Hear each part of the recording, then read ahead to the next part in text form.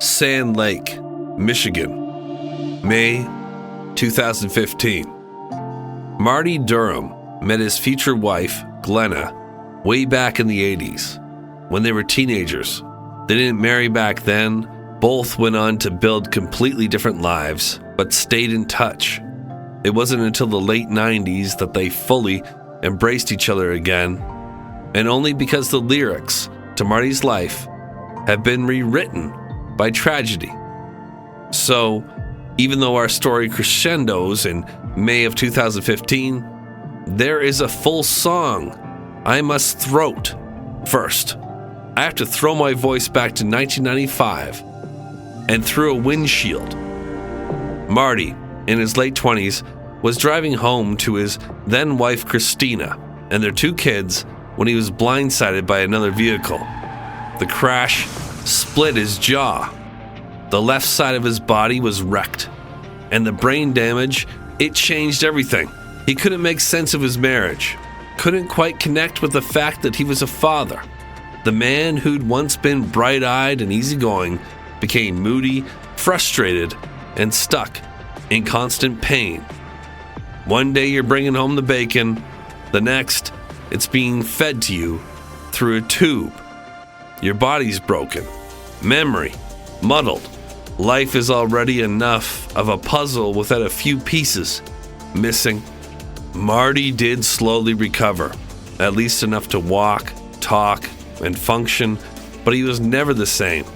And eventually, Christina made the difficult decision to take the kids and leave. She didn't vanish entirely, though.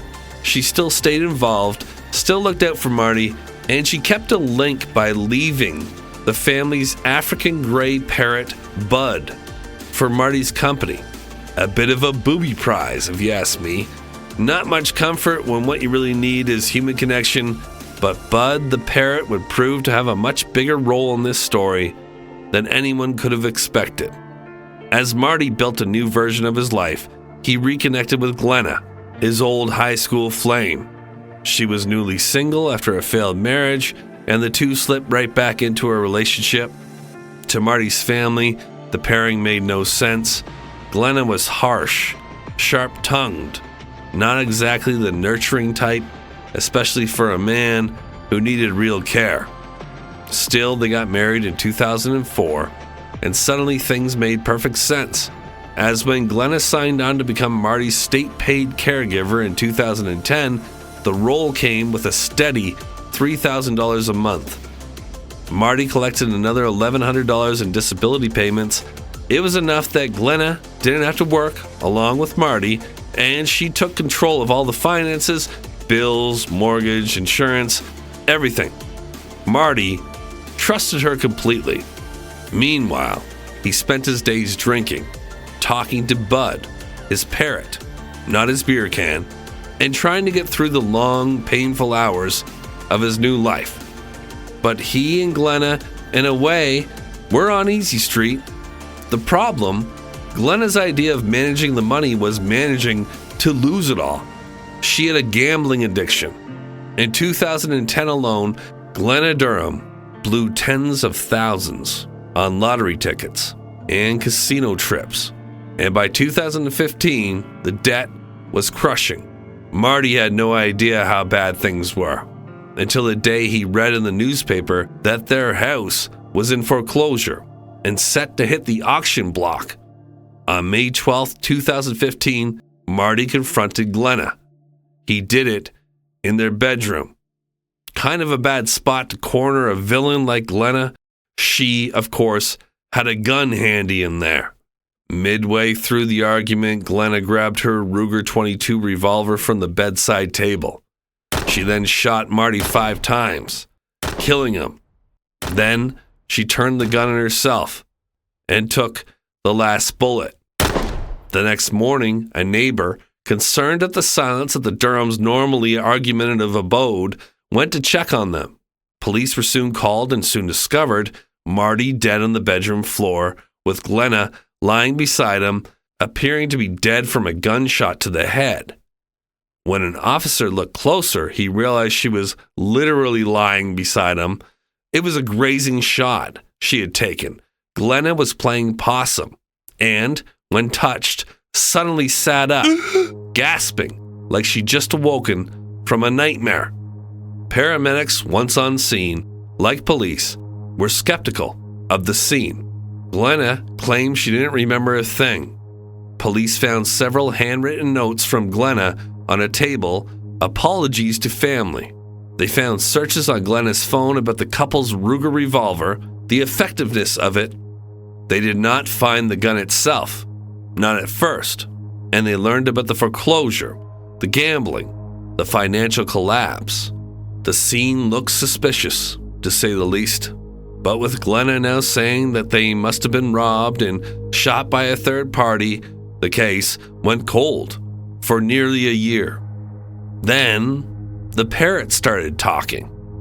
Bud, the African gray, was returned to Marty's ex-wife Christina's home, and almost immediately he began replaying, mimicking a heated, frantic argument in two voices. One sounded like Marty, one sounded like Glenna. Over and over, the bird repeated the same chilling line, "Don't effing shoot!" Christina said the air turned cold when Bud went off. She recorded the bird, but it took her about a year before she came forward. She was afraid that the parrot wouldn't be taken seriously, but as time passed and Glenna remained free, Christina knew she had to give it a shot, because what she heard Bud going on about, she believed to be proof of Marty's murder by Glenna. Here is the actual recording Christina made of Bud the parrot singing like a canary.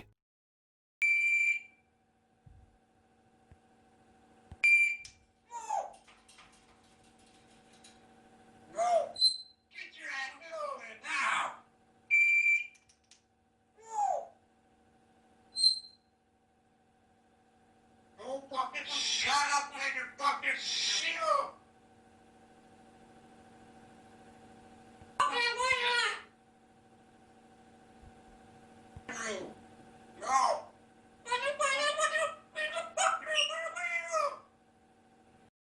Investigators never officially admitted that it was the turning point, but once Bud was finally heard, Glenna was formally arrested. Soon after, another piece of evidence surfaced. The murder weapon had been hidden under a piece of furniture. Investigators also found suicide notes and debt documentation that proved financial motive was as deep in this case as the hole Glenna Duram had dug for herself, and then for Marty Duram. At trial in 2017, prosecutors relied on the debts, the foreclosure, the handwritten apologies, and the long-standing tension between Marty and Glenna. Bud the parrot's recording wasn't admissible in court, but everyone knew what had pushed the case forward. The jury deliberated 8 hours before finding Glenna Duram guilty of first-degree murder. Life in prison, no parole. When the sentence was read, she fought the jailers, screaming as she was dragged away. Maybe Glenna's mind fractured under the weight of debt and desperation. Maybe she convinced herself she was innocent and had blacked out shooting Marty, then herself, before hiding the gun and hanging around slightly injured all night smoking cigarettes before laying down beside Marty's body when police inevitably arrived. Well, if she truly doesn't remember what happened, it doesn't matter, because Bud, the African gray, remembers. He can't seem to shut up about it. And between them, Bud and Glenna, I know which of these two bird brains I trust. The parrots. Thank you for watching. If you'd like to listen, check out the Dark Topic podcast. For exclusive content, visit patreon.com/darktopic. Until next time, keep those eyes cocked, those doors locked, and stay paranoid.